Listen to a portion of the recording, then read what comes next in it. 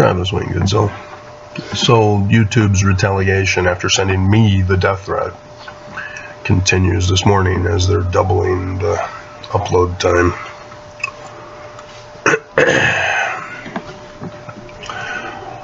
All the Bible prophecies are from the Jews, guys. Do you understand what that means?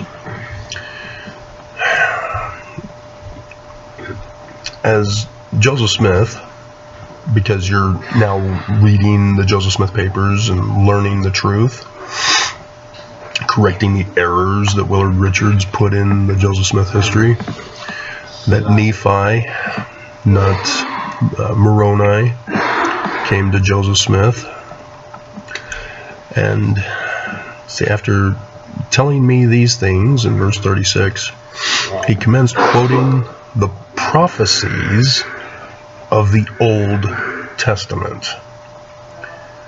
These are the prophecies of the Jews, and it's not about Jesus, because the Jews don't believe in Jesus. You can't culturally appropriate their scriptures and prophecies and turn them into Jesus and expect that that's going to happen in the latter days. And we know it's the latter days because Malachi, for behold, the day shall come that shall burn as an oven. This isn't Jesus in the Roman period time, is it? So the prophecies that Joseph Smith has given are from the Jews and about the latter days. And then in verse 40, quotes from Isaiah and then from Acts, because that's in between Psalms and 2nd Chronicles, right?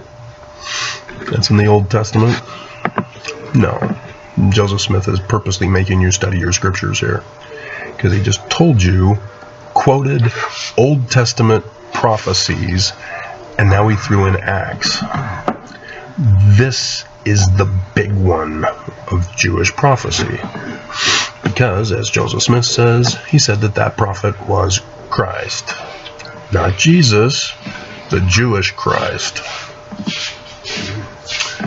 And so here's another one that's obviously the latter days, 2nd chapter of Joel, about the sun darkening, moon turned to blood, stars fall from heaven, total chaos, dogs and cats living together type stuff. And so the Jews were the ones who wrote about the latter days. And so it's not the second coming. This is because of Christianity that is culturally appropriated all things Jew. And so Matthew, where his apocalypse in chapters 24 and 25. Oh, Jew. Mark. Jew. Luke. I think he was Greek. But for the Jews. John, Jew. Revelation. The apocalypse. Jew. And so even though he talks about Jesus, he also talks about dragons and beasts and frogs. And so he's not talking about Jesus, except, as I've told you in the other video, referring to Jeremiah chapter 23, who was expanding upon the Deuteronomy 18, which Joseph Smith made you look up Acts first. And so the Book of Mormon, likewise.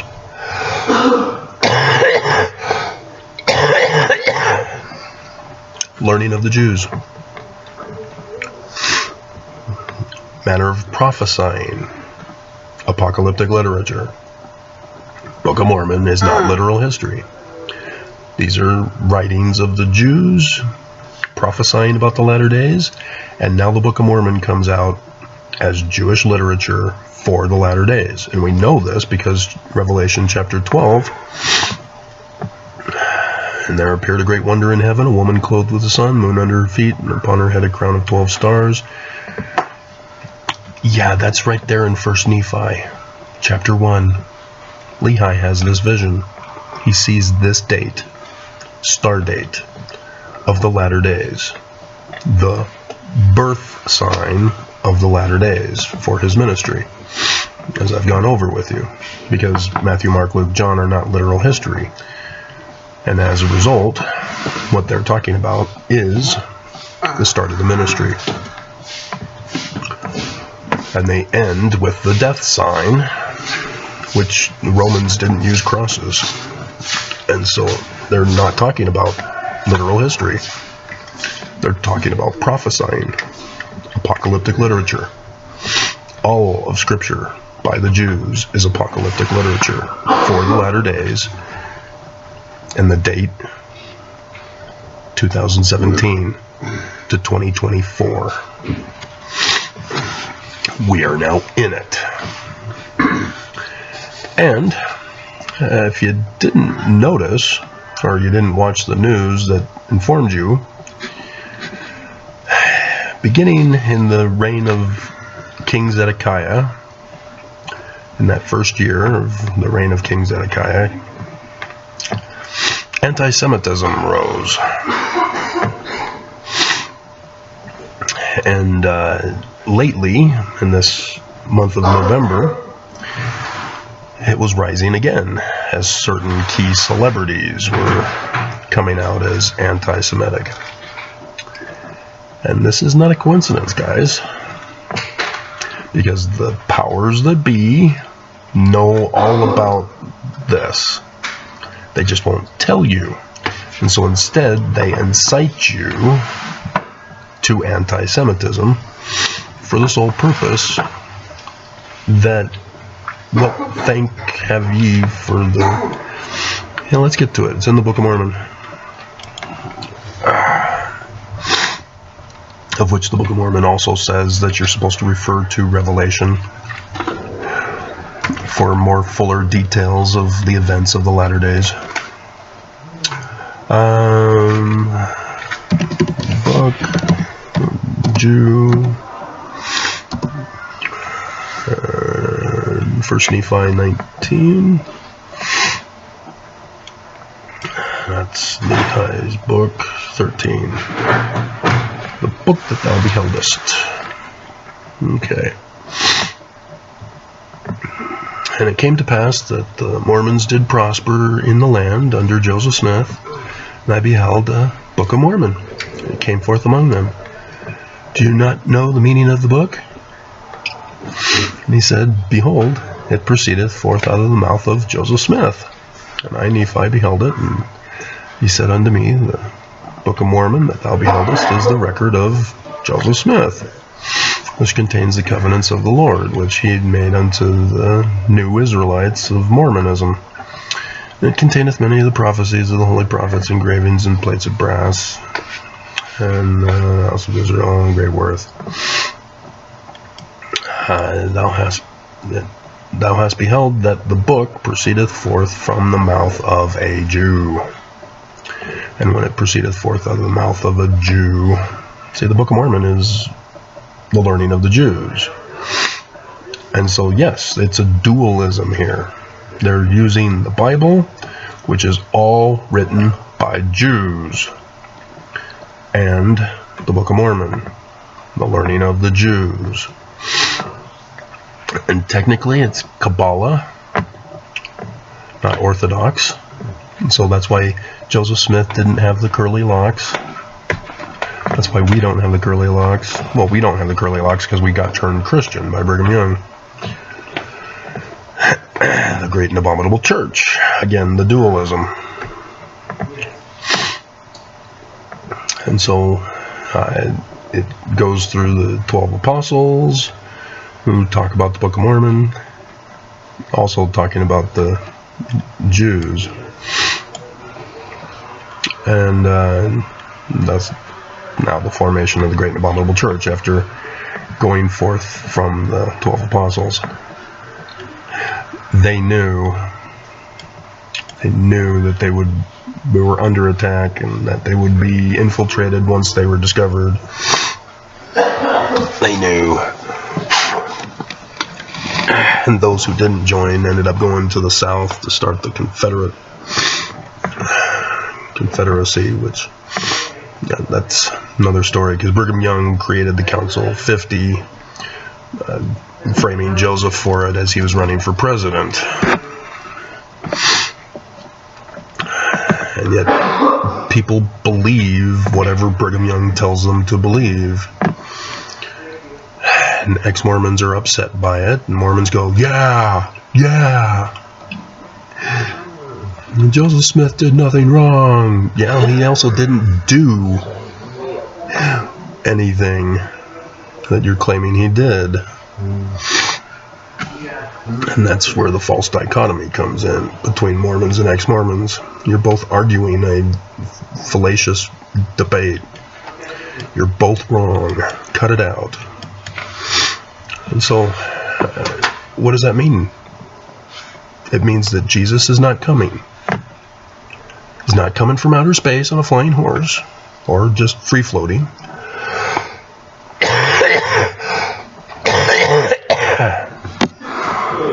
That means he's not going to receive the keys from Lucifer for all the governments of the world, way to perfection. That means that Brigham Young has purposely got ulterior motives for his end-day Zion, as his Zion was destroyed by the United States. And so, yeah, we've seen exactly what their plans are, as I've put a stop to it. And notice how nobody's talking about the Mormon who shut up the nightclub in Colorado. Only Newsweek. That's where I learned it from. Not a single other newscast from any source. And I look through many sources of news.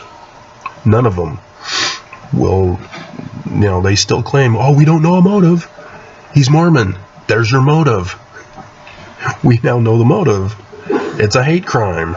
Charge him with hate crimes. Aggravated murder. And yeah, I can understand waiting, because there could be more who die. So yes, make sure you get everybody on the count so that he never gets out of prison ever again. If not, I'm okay with giving him the death penalty, like Chad Daybell, another Mormon. It's just, Mormons are a part of the most atrocious crimes in American history. When are people going to wake up and go, you know what? Maybe the Mormon church is not as good as they claim they are. Maybe the money they've got, maybe it's criminal money, and we should shut them down again before they turn Utah into Zion and secede from the nation. And I kind of wonder, would the United States go to war against Utah once Nelson makes it the land of Zion? I don't know. They would have confiscated the federal officers. They will have confiscated the Hills Air Force Base, the nuclear plant testing thing, and the National Guard. They would all be turned into Zion military. And so I can see why the United States would then consider Utah a national security threat at that point. But I don't see Nelson immediately doing the full conversion. We're now Zion, can't touch us. All LGBTQ, report for incarceration and conversion therapy, shock therapy. I don't see that immediately happening. I see them doing one step at a time, and those here, like me, will be the first ones to experience the tortures that is going on. That's usually how it's done. Do it on the people that nobody loves, and nobody will miss. But Yeah, the prophecy of the Jews says that the great and abominable church is supposed to collapse. And I'm just not seeing it yet. Hopefully, by having stopped the church from acquiring Zion, that the federal government will go, oh crap, Travis was right. We should have listened to him. We didn't listen to him. We thought we knew better than him. His forensic investigations far outmatches ours. Maybe we better put a stop to this church after all. I mean, you can pay off the national debt. Just shut down the church. Take all their money. You have to go to the offshore accounts too, but you can pay off the national debt. Getting closer to 32 trillion. You know, it's just these simple, easy things that become so hard when you're dealing with rich people. But, yeah. All that Mormons and Christians believe is going to happen is not going to happen because you've put in Christian Jesus. These are the prophecies of the Jews. And so it's a different scenario. You've misinterpreted the Jewish scripture. And yeah, I know, the prophets of Brigham Young purposely led you astray. But you were warned by Joseph Smith not to listen to Brigham Young. And even in Matthew, if some guy tells you that Jesus is in the desert, don't go with him. And you went with him. And we celebrate the conquering of Mexico, the establishment of Zion, the days of 47. So, alrighty. They can't leave me alone. You know, if the church wants to be good, leave me alone. Come out and confess that they're the great and abominable church, and that they're going to change, and they're not going to do it anymore. They're giving away their money to the poor to lift them out of poverty. I wouldn't have anything to say. And yet the YouTube employee is a vessel of wrath and hate. And then gets mad when I call him a vessel of wrath and hate. Oh yeah, I'll show you.